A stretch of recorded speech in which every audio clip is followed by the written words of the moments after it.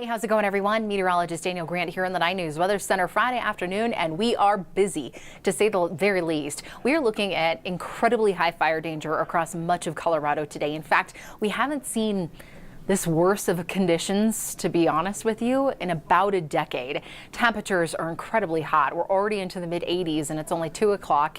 Plus, we're looking at fierce winds, 40, 50, 60 mile per hour gusts, and the humidities anywhere between about 5 to 10%. It is so dry out there. And of course, you know the drill. We have been monitoring these red flag warnings. Today makes day 18 in a row with a red flag warning going across Colorado. And of course, here in Denver, much of the I-25 corridor, in and around the foothills, the eastern plains, the western slope, much of the state enduring extreme fire danger today, especially around Trinidad through Walsenburg. That's where we've seen the worst of the winds, wind gusts between 60 to 75 miles per hour.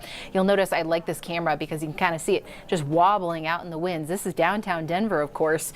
You know, it's nice to have the blue skies, but you factor in those winds and just how hot it is, unseasonably warm for this time of the year. Right now around Lyman, Burlington, Springfield, Trinidad, all in that 60 mile per hour wind gust zone. It's very blustery around the city with 43 mile per hour wind gusts, and then even up into the high country out to the western slope, Grand Junction tracking 50 plus mile per hour winds. As we zoom back in kind of to the front range, of course you'll notice Loveland Pass, Berthoud Pass, Red Cliff Pass, fairly gusty. For the metro area, more so in that 20 to 40 mile per hour range, but these winds are starting to pick up. We're kind of in the thick of it right now. It looks to be from about 2 o'clock or so till 6, 7 p.m. when we're going to be dealing with really the worst of the winds. 60 mile per hour gusts coming through Lyman. I mean, just charging across Burlington, 62 mile per hour gusts. And this is what I'm talking about, just how dry it is. 7% humidity out at DIA, 6% in Aurora. It is just, you feel it when you walk outside for sure. I mean, lips instantly chapped. It's tough. And again, I mentioned that heat is on, 85. Temperatures running well above our average by a solid 20 to 25 degrees. 93 right now in Ray, 90s in Burlington, Lamar, Pueblo too. And of course, we've been monitoring a fire going around Colorado Springs, and the winds, the heat, not helping them out either. Right now, we're looking at sustained winds, at least out of the airport, out of the south, about 20 plus miles per hour. Again, daytime highs, we've really already reached these, surpassed them for much of eastern Colorado. Out to the western, or I should say eastern side of the state, we are once again not only dealing with high fire danger, but late tonight the potential for some severe thunderstorms. We're under a marginal to slight risk. That's the green and the yellow that you see around Burlington through Ray, Springfield, and then areas in orange further into Nebraska and Kansas. They're looking at an enhanced risk for seeing large hail, damaging winds, possibly a couple of tornadoes. The storm system is really packing a punch. It's moving into the state, so relief is on the way. We're already starting to see some of those rain showers starting to move in around Grand Junction, through Telluride, the higher peaks down there in the San Juans, looking at maybe a little bit of light snowfall already. All good news, but as the storm system inches closer, it's kind of has a battleground with that ridge of high pressure, and that's why we're tracking such high winds. The really tight pressure gradient in between these two systems, and that's why we're seeing just the ferocious winds charging across much of the state.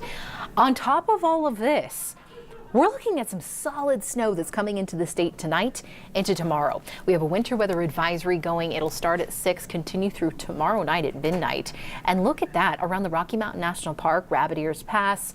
6 to 12 inches of snowfall coming through. Of course, the higher peaks out there, but still you factor that in with 60 mile per hour wind gusts, and it's going to be blowing and drifting and just a mess out on the roads. If you're traveling I-70 late tonight into tomorrow, be prepared, because here in town, it feels like summer. It will look and feel more like winter when you move in that direction. 4 to 8 inches possible around Vail through Aspen, Snowmass. Just crazy as the storm system is producing every kind of weather we could possibly imagine, right? Still windy tonight. We'll have mostly cloudy skies. Temperature is going to stay fairly mild here in eastern Colorado, but obviously cooling off up in the mountains. Here's my future cast about 5 o'clock or so tonight.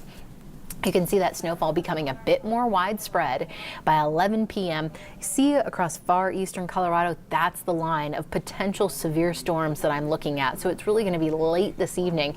Once our fire danger threat goes down, we'll be ramping up our risk for seeing severe storms late tonight on the plains into Nebraska and Kansas. Meanwhile, back to the west, we have more snow coming in. And it really is going to be widespread early Saturday morning. If you have a ski trip planned, I know a lot of resorts kind of shutting down for the season.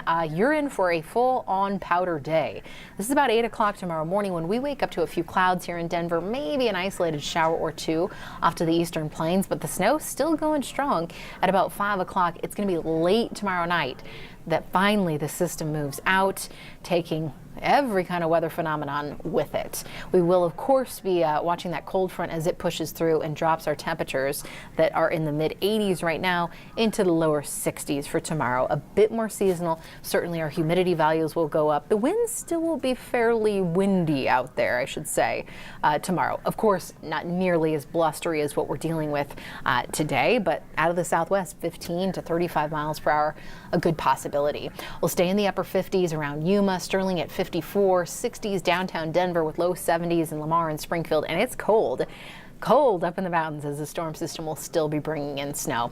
50s around Broomfield, Erie up to Platteville and Greeley too. And then look at the 7-day forecast. So this weekend arrives and we get a big break. If you are not a fan of the heat, how about Saturday and Sunday? Yes, it will feel a little bit more like spring. A couple of showers possible tomorrow, not much. We'll be looking at maybe a few more possible late Sunday, possibly even switching over to some snowflakes. Again, no accumulation, but further south, Castle Rock, the Palmer Divide, you might find a few if you're heading in that direction. Storm system moves out on Sunday, and then we're back in business with some sunshine for us on Monday. It will still be breezy toward the end of next week, of course, as our temperatures warm back into the 80s yet again. Thursday and Friday will be slightly cooler, but still we will be monitoring the winds out there. Hope you guys are taking it easy and you are staying safe today. As always, a day like today, a good idea to have a go bag ready. All the important stuff you have in your house, throw it together just in case you have to evacuate. So far, we have not seen any major fires developing around the Front Range.